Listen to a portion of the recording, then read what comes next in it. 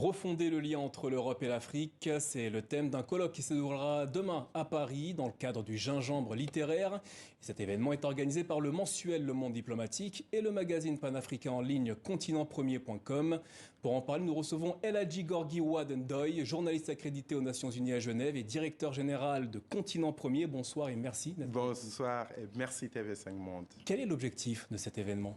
L'objectif, c'est de refonder les relations entre l'Europe et l'Afrique. Pourquoi? Le constat, nous le savons tous.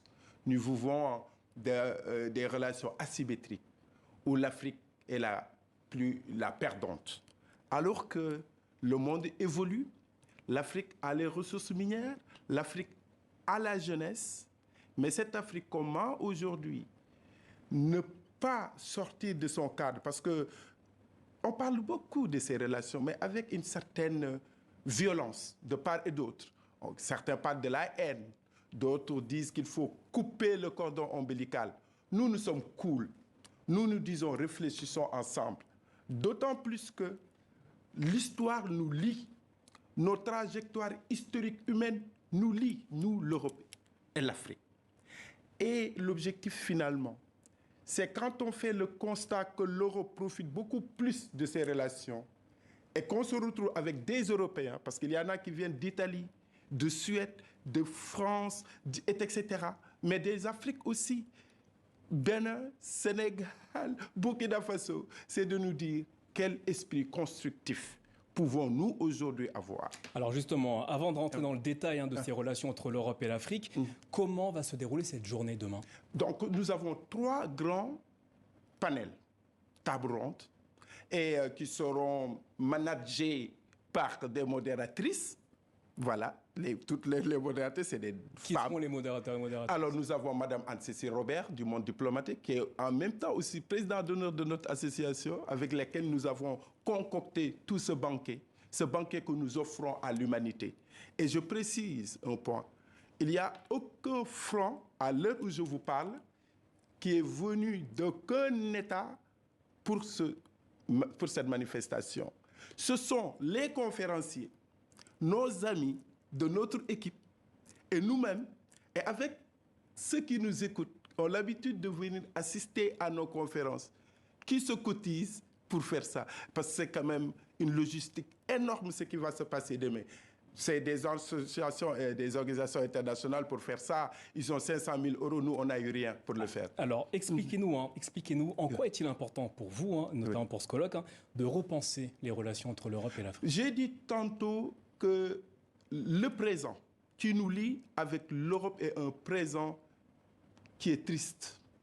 Triste parce que nous, Africains, nous n'en profitons pas assez. Triste aussi pour l'Europe, parce que l'Europe s'est dit, aujourd'hui, il y a un discours un peu violent qui vient d'Afrique. Mais il faut comprendre pourquoi il y a ce discours-là. Comment, sur quoi repose-t-il?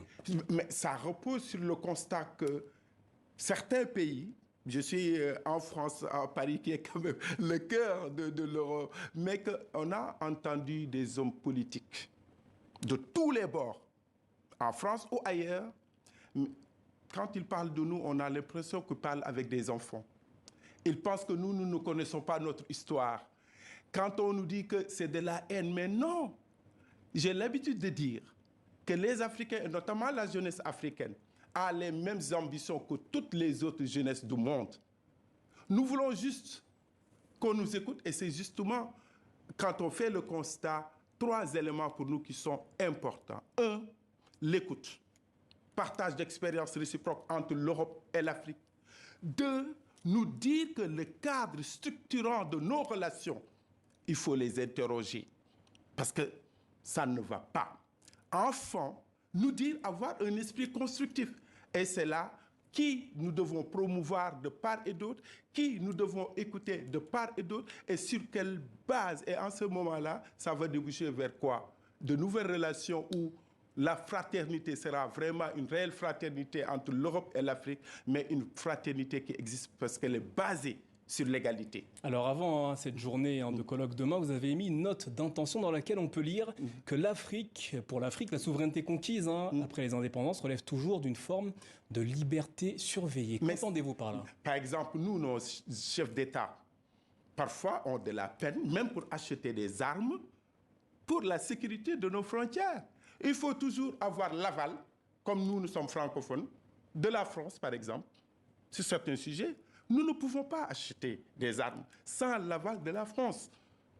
Aujourd'hui, le président sénégalais Macky Sall est obligé de passer par Emmanuel Macron pour se procurer des armes. Je ne le dirai pas directement comme ça, mais je dis que nos pays africains, pour acheter des armes, sont contrôlés. Et le Sénégal... Alors que le terrorisme nous concerne, tous nos pays, pourquoi devrions-nous... Et d'ailleurs, c'est une question quand il y a eu les grands débats à Dakar sur le sommet France...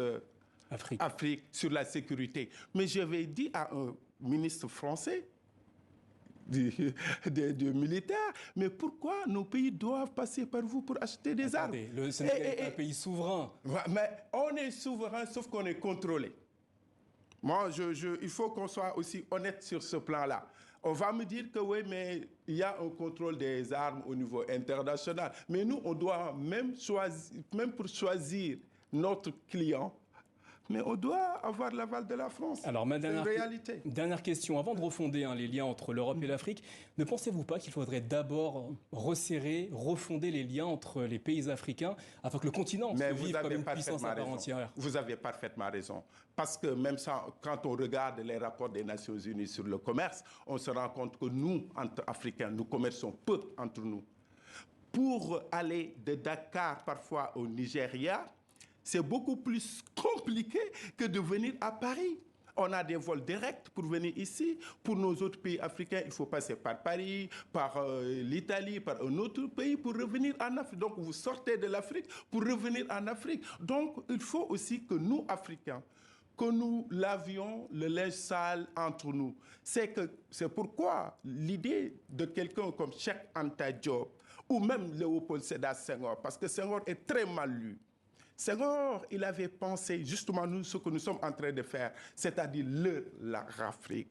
Il nous faudrait nous soutenir, converger, créer des cadres solides entre Africains et après cela pouvoir être beaucoup plus forts pour parler avec les autres qui ne sont pas nos ennemis mais nos frères. Nous sommes frères en humanité.